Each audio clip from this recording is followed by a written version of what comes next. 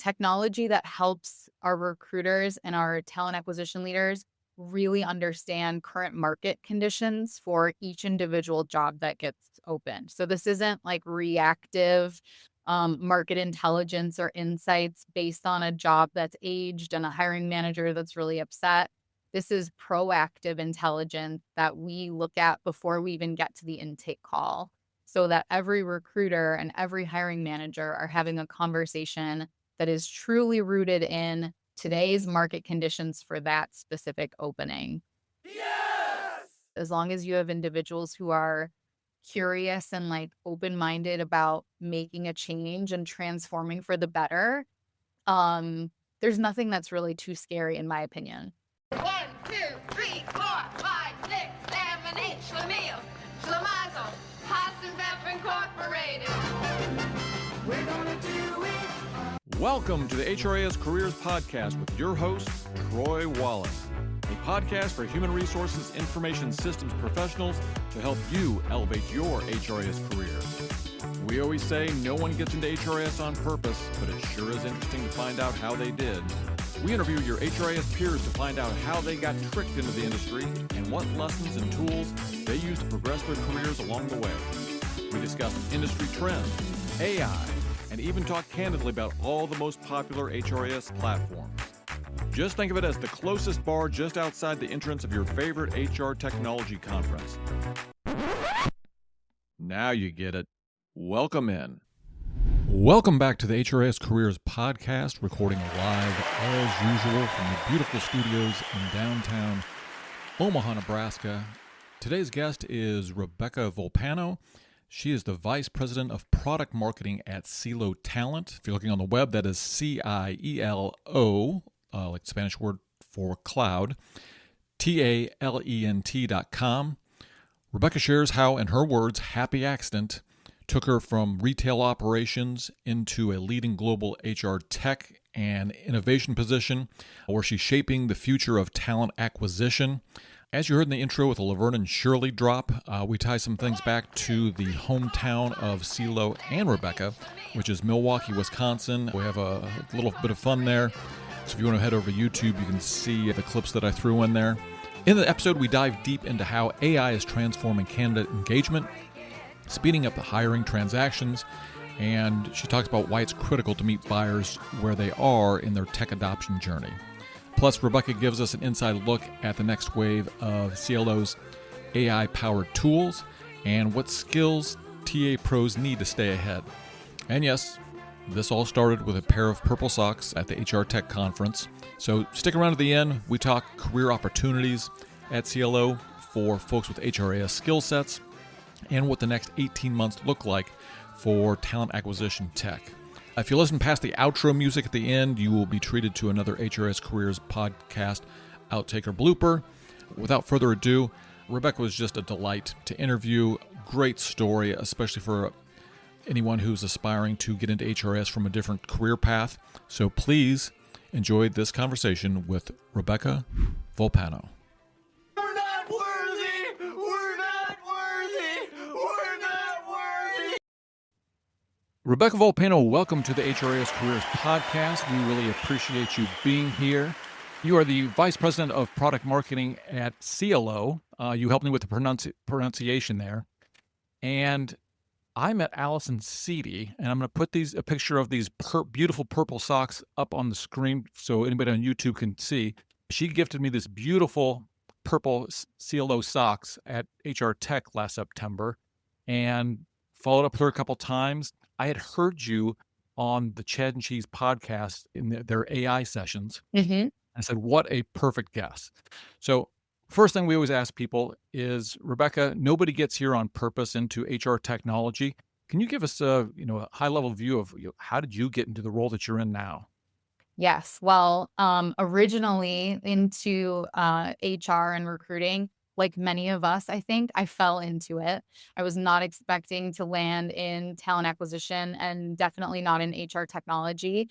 But I started in operations, and my role was to streamline and kind of simplify the work that we did across multiple clients. And so for me, that naturally kind of went into technology. I learned quite a few applicant tracking systems, HRIS systems, and that's really where I found my passion for HR tech. And so I've been here ever since. I moved into an analyst role, a consultant role, and then I had the great privilege and honor of leading us through a major tech transformation a few years ago.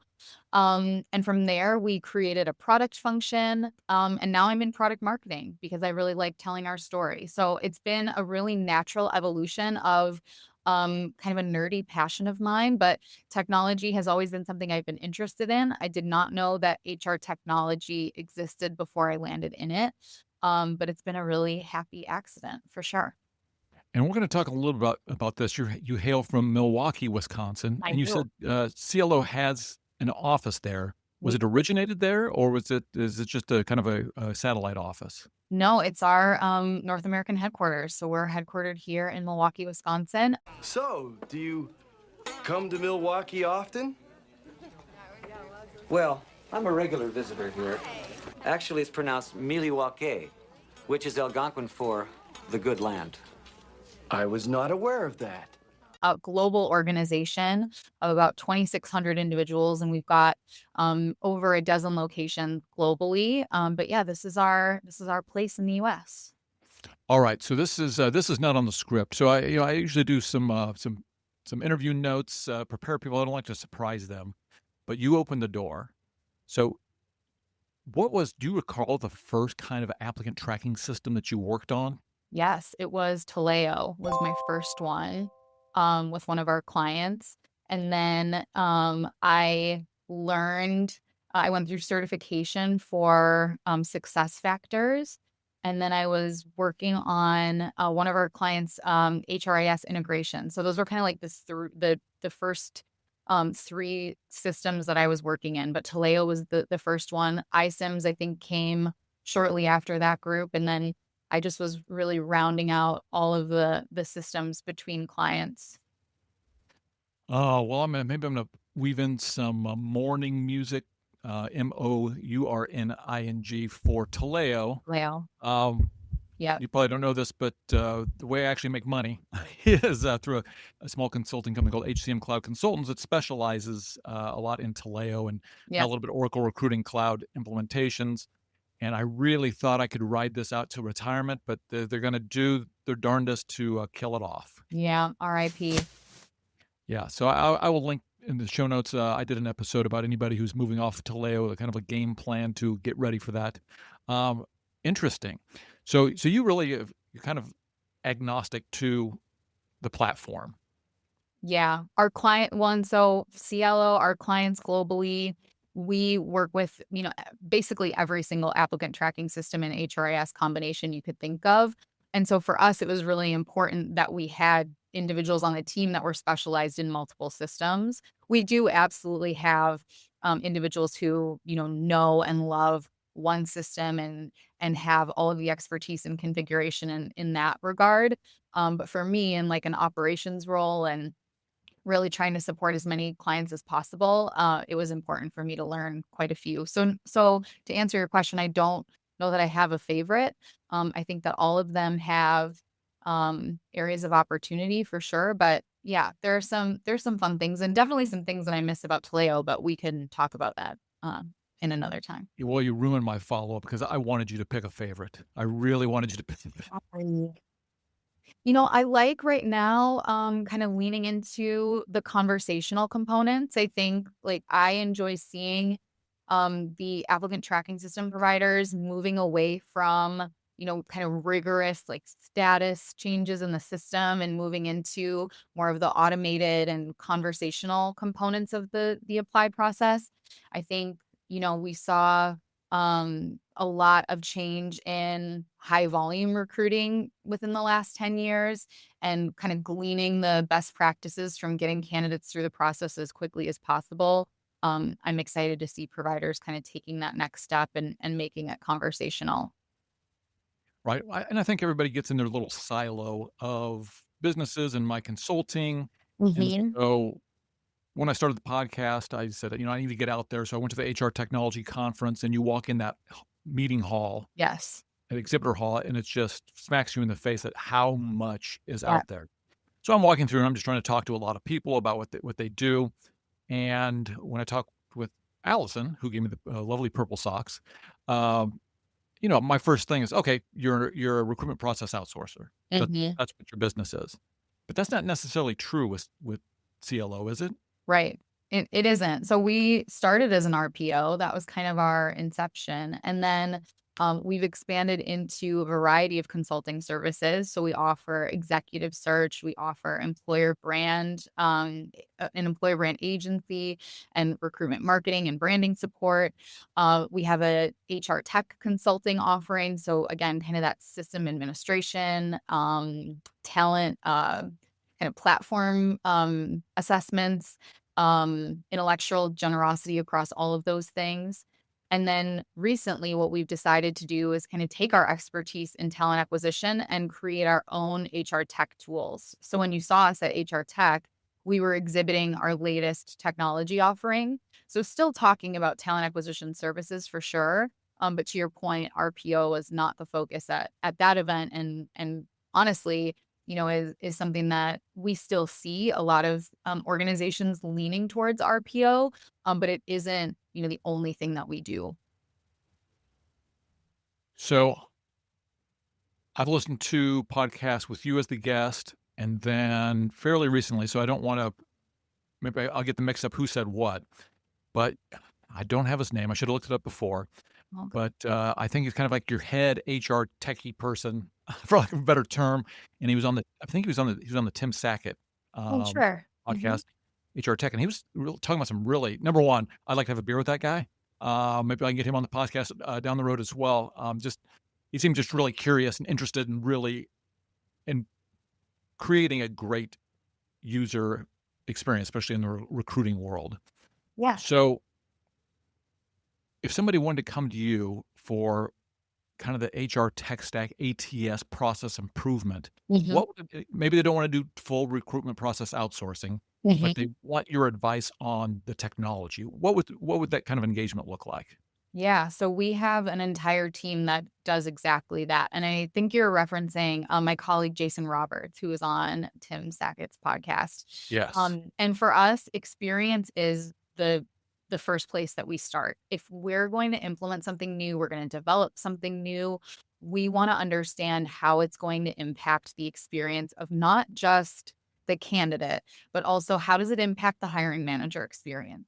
Does it impact the recruiter experience? Does it impact the overall leadership experience and our ability to meet business goals? Like those are all things that we want to consider before we roll something out. And so we have a team on our consulting side that specialize in exactly that, like taking a look at the tech stack. So doing a full assessment of an organization's tech capability, and then looking at the experience that it provides. And from there, we'll make recommendations. So it could be, here's a point solution that you should add on top of an already strong applicant tracking system, or here are recommendations on where you might make some replacements. And then we also provide implementation and integration services. So if an organization says, great, Cielo, like, thank you so much for this recommendation, we'd like to move forward with this new tech stack, we can help them get it implemented and integrated. And it doesn't have to come with Cielo services outside of that, to your point. So it doesn't mean that we're going to be then that organization's RPO, or that we're going to be providing anything, long term. It could just be that shorter term engagement to get them implemented and online. Okay. And so I just clicked the see more on your LinkedIn profile, and I was guessing that you came from a more operational background. And when I clicked that, I was like, oh, yes, you did. Based on all those roles you've had at CLO. So because I'll call you more operational, which I think everybody should do, going into sales or customer support, and then you progress into client success and support. Now as a product manager, like what do you consider, or VP of like product marketing, what do you consider your product? Is it consulting and it's technology and it's RPO, what does that look for you day to day? Yeah, for me, it is all of them. So it's really how does Cielo show up in the market and what do we provide? So exactly to your point, I'm looking after RPO and other talent acquisition services. I'm looking after consulting, so tech consulting and brand, executive search, and then our technology offering as well. So I have the privilege of looking after all of them from a product marketing perspective. When I was on the product team, I was responsible for just one of those verticals. So I was really responsible for our talent acquisition offering. So what we call TA optimizers, which is essentially, a bite size or modular approach to RPO. You don't have to outsource the whole thing. But if you need help scaling a certain part of your business, so maybe that's sourcing or screening support, we can come in and provide that. So when I was in product, I was much more narrowly focused. And now in product marketing, I get to put my hands in everything. Got it. So I'm going to dig back a little bit because Sure. we're really curious. I know we talked a little bit how you got into it. Yeah. So when you worked for L Brands, Mhm. was Well, that in a recruiting capacity or was that totally different? completely different. So it was retail operations, and one of my favorite things about that was kind of standardizing the way that we worked and making that repeatable in multiple stores and in different markets.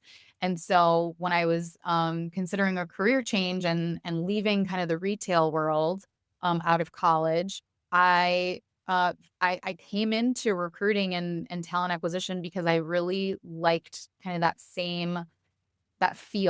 feeling of, being able to standardize something, being able to drive operational excellence out of a process, find some of those like bright spots or opportunities. So definitely have an operator mindset.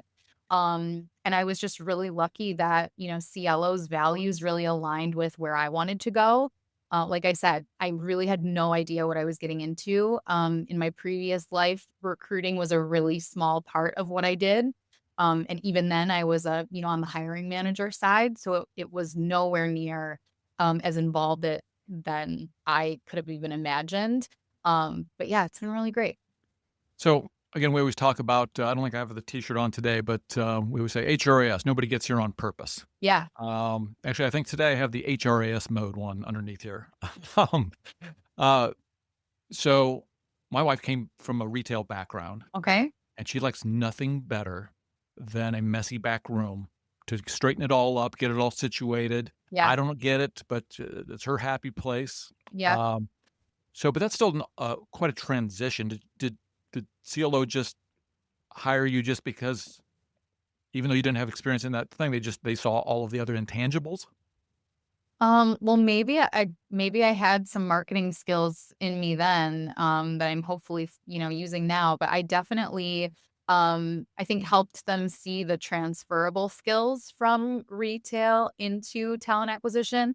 Right. Again, I will tell you, I had no idea what I was getting into. So they were probably just like, wow, okay, this is, a new thing for us. But, ultimately, the operations role that I had where I got to kind of look across clients and figure out how to kind of standardize them, I think they could see that that work was transferable from what I did previously. I won't lie, there were lots of really late nights when I started and lots of YouTube videos on how to configure Taleo and all the things to try and get me up to speed. But yeah, I think they definitely saw kind of that transferable skill, the mindset that I had towards helping us meet some of our business goals. And I'm really lucky that I had really great leadership from the day that I started with the organization now almost 10 years ago to today. Just individuals who can see that potential and who really want to see people succeed. Like I was never, turned down or told no when I put my hand up and asked for more, or if I needed help with something, or if I, just wanted to um take take a look at another area of our business. Everyone was always so accommodating, so eager for me to try something new and even fail forward. So I'm really grateful that I've had such great leadership in my tenure with Cielo. It sounds like a great experience. Obviously, being there for 10 years, would speak to that. All right. Because you've been in the weeds doing what a lot of us HRIS people do, Yes. let's talk about you come into a new client. Yeah. What's a couple of things that you don't want to see? Hmm. When that you're like, "Oh my goodness, this is gonna be a challenge." Is it lots of unions? Is it bad technology? Were there any themes that developed? Like when you walked in, you said, "Boy, I hope there's not this," and then periodically you ran into that thing. That's a really good question.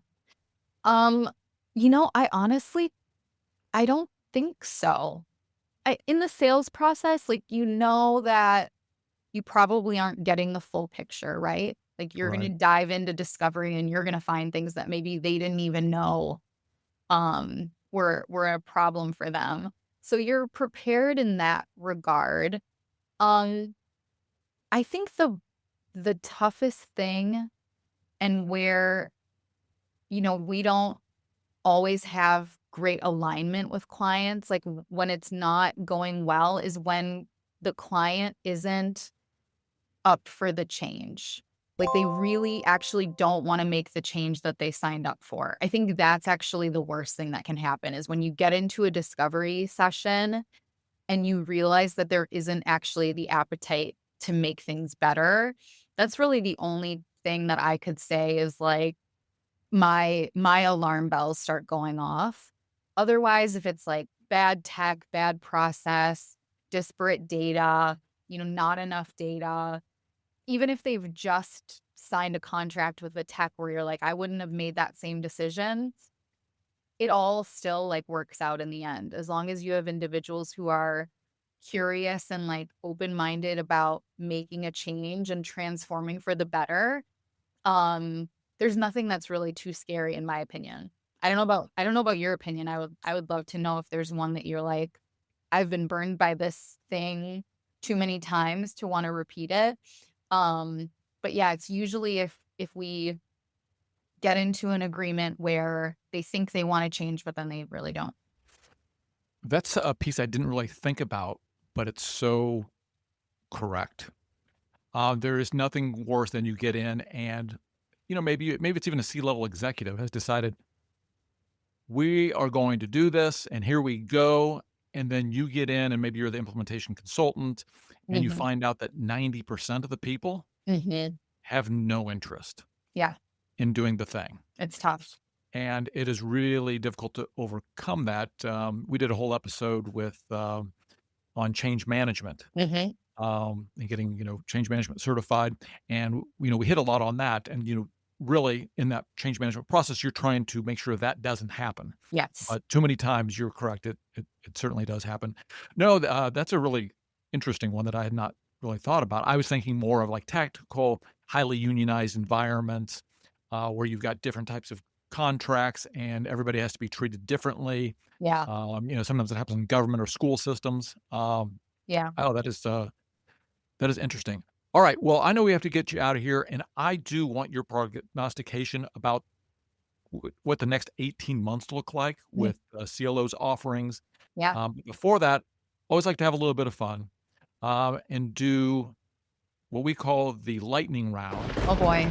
I will ask the questions quickly. We'll do an abbreviated one. Okay. If you are not interested in the question, just say pass. Okay. We don't force anybody to answer them. So we're going to go with question number one. Okay. We said you're from Milwaukee, grew up there. I don't know if this place still exists. Have you ever been to Spy's Demise? I have not. What is that? So I would say maybe it was an early kind of speakeasy, but it was more like it was a spy-themed bar and restaurant. I think it was Oh, in downtown Milwaukee, okay. and the whole thing is like you couldn't find the front door. Yes. Okay. Yes. Called the Safe House Oh, now. the safe house. Yes, it is. Aha. And it is It is definitely infamous in Milwaukee. So I have been to the safe. You have been, okay. The Yes. safe house. Yes. For any of you coming to Milwaukee for the first time, don't go there right away. Just, come That's not to the me. first place to go. Come to me if you need, dinner recommendations, and then you could go to the safe house later. Yes, that I think this was, back college days when Yeah. we hit that place. All right, number 2. Yes. What's the biggest tech buzzword that makes you cringe these days? Oh my gosh. It makes me cringe because I think that we don't know how to use it quite yet. Like, people are throwing the term around and they're not really sure what they're talking about. I would say the agentic buzzword right now is Ding, one ding, ding, ding, ding, ding, ding, ding, ding. is a frustrating one because I don't think that many people really know what agentic AI means. And that's okay, but just let's stop calling everything agentic.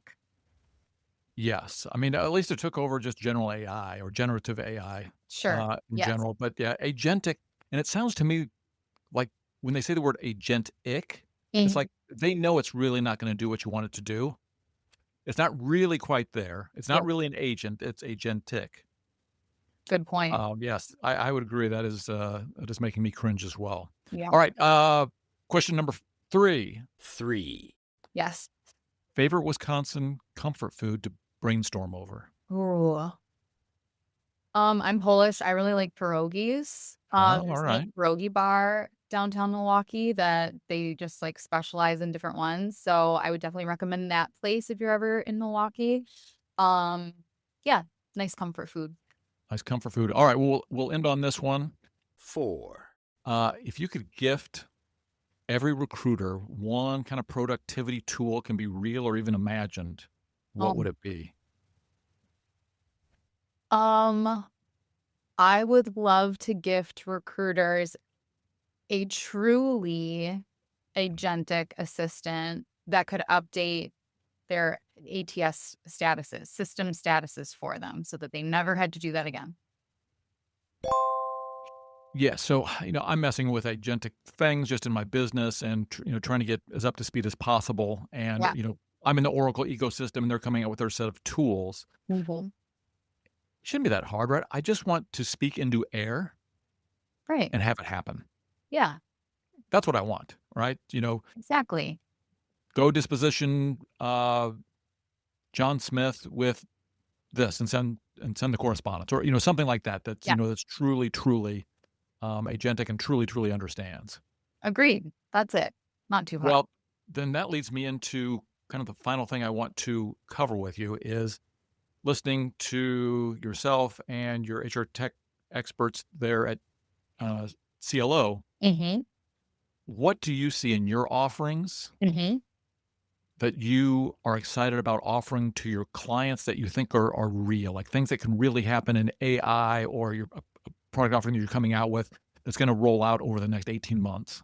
Yeah, so we have some really exciting things in our AI toolkit. So we have and they are agents. This is truly moving in that direction.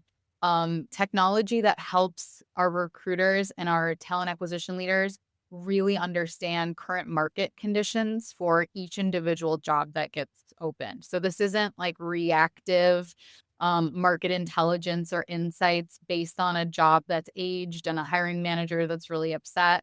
This is proactive intelligence that we look at before we even get to the intake call so that every recruiter and every hiring manager are having a conversation that is truly rooted in today's market conditions for that specific opening. So when we talked a little bit earlier about experience, I think a lot of the technology that we're bringing to market is heightening the experience for our recruiters, for our hiring managers, hopefully for our candidates. And so market intelligence is a huge area for us. We're also exploring employer brand. So, thinking about helping organizations build stronger employer value propositions, recruiting the right talent to the right jobs. So improving, the quality of the application, the quality of the hire, like all of those things that we know are really important to organizations, especially when hiring is a little bit slow still. We want to make sure that we're, dedicating the right time and energy to the right candidates and the right requisition. So I think for me, it is all about like getting to more. I've been really excited about this AI era because I think that it will allow us to do more actually with more. We're constantly told to do more with less and to squeeze as much as we can out of, our team, out of our budget, et cetera. And so I think that truly leveraging generative AI, truly leaning into agentic capability can actually get us to the work that we know we need to do. We just never have time for it. And I would love to say that Cielo will build an agent that can, take a verbal request and speak it, have you speak it into existence. That would be fantastic. Not on the roadmap yet, but Right. yeah, Hopefully somebody's going to get there. I always say somebody's going to get it right at some point. But, yeah, I've been in this 20, 25 years and, we keep getting closer and you get the Workdays and SAPs and the Oracles. And you think, they should have all the resources in the world. They should be able to get like the whole stack, but nobody can quite get to the perfect yeah. situation. Well, and I do think that generative AI is going to take us there. You're right. Like we've been on the cusp for so long. And I think that generative AI does have the capability to get us there. And that perfect version could be very different for every organization. Like, and I think so it's really interesting to think about where I started my career in talent acquisition, which was let's make everything as similar as we can. Like, let's make it the same. I think now with generative AI, we actually have the tech to make it a bit more bespoke, but still get the same output, the same outcome from each of those individualized stacks. So I'm excited to see it take this new direction. I think we're really close, if not here already.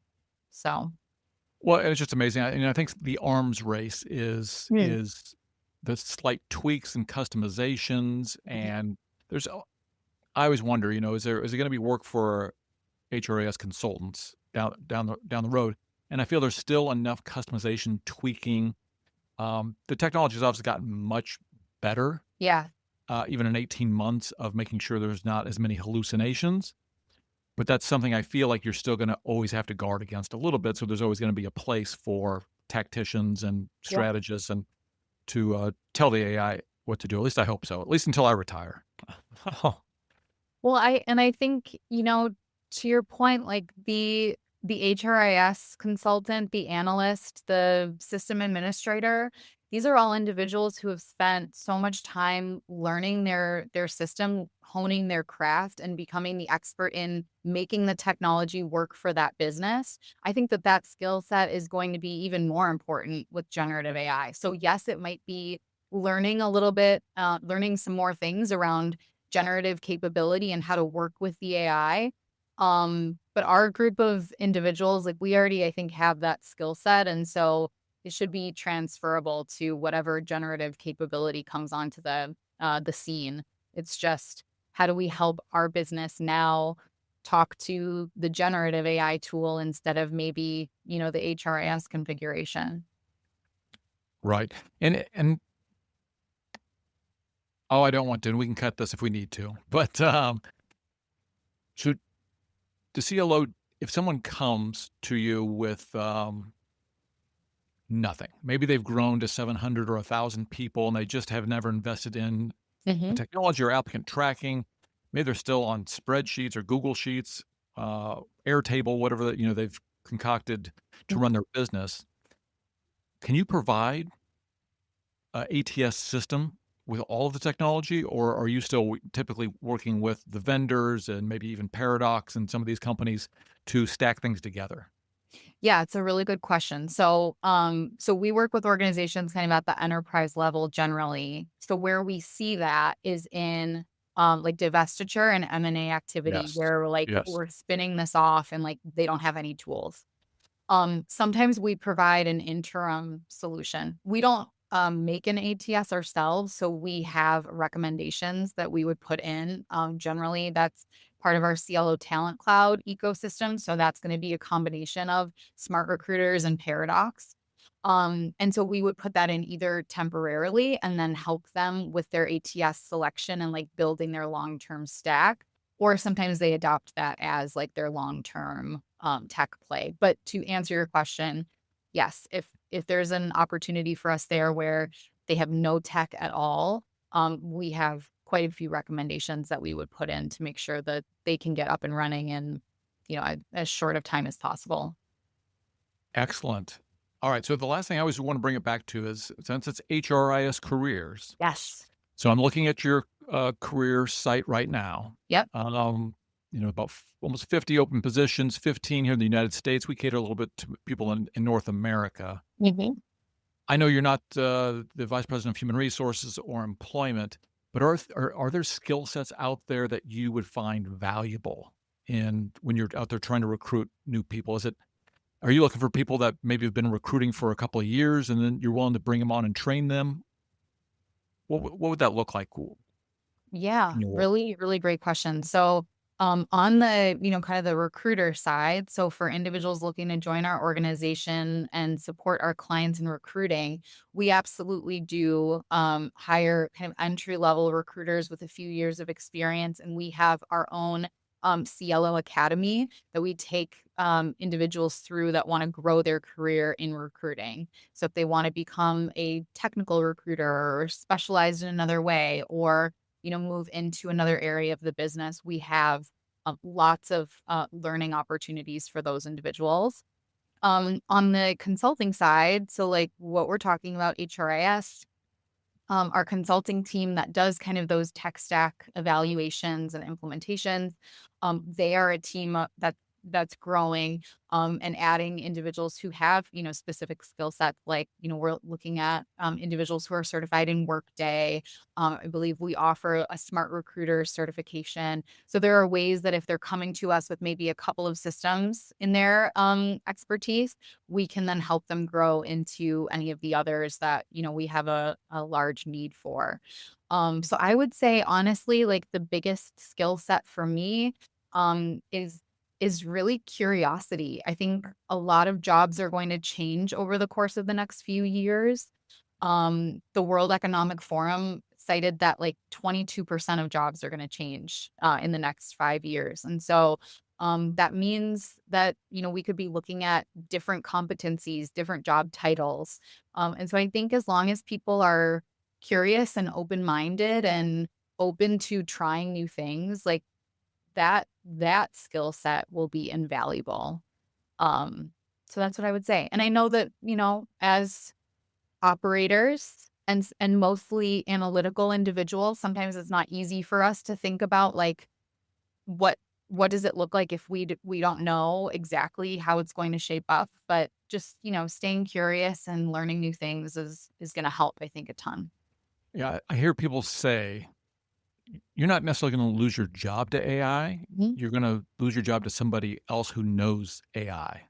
Exactly. I say that to our clients all the time. Like, I don't know that you're going to be replaced by AI, and you might not even be fired for not using AI, at least not right away, but your competition is going to start outperforming you. And then it's going to be a conversation around, well, we could have done something and we didn't do it. So I agree. Like learn about AI. There's tons of free certifications. LinkedIn offers a certification. Cielo offers an AI certification. So learning about, AI and how to apply it to HR and TA is going to be, a really critical next step.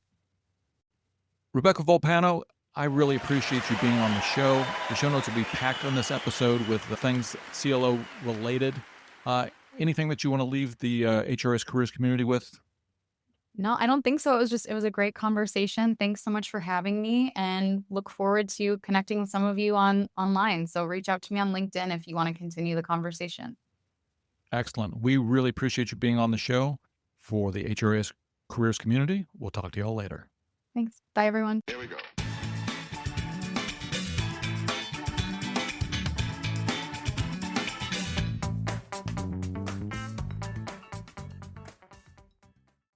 Then let me press recording is going. Volpano. Okay. Exactly. Well, and half of my husband's family says Volpano, and the other half says Ah, volcano. So like tomato, tomato. You got it. can't really go wrong. But Okay. yeah, volcano. All right. Awesome. Hey, Rebecca Volpano. Uh-oh, I'll cut that.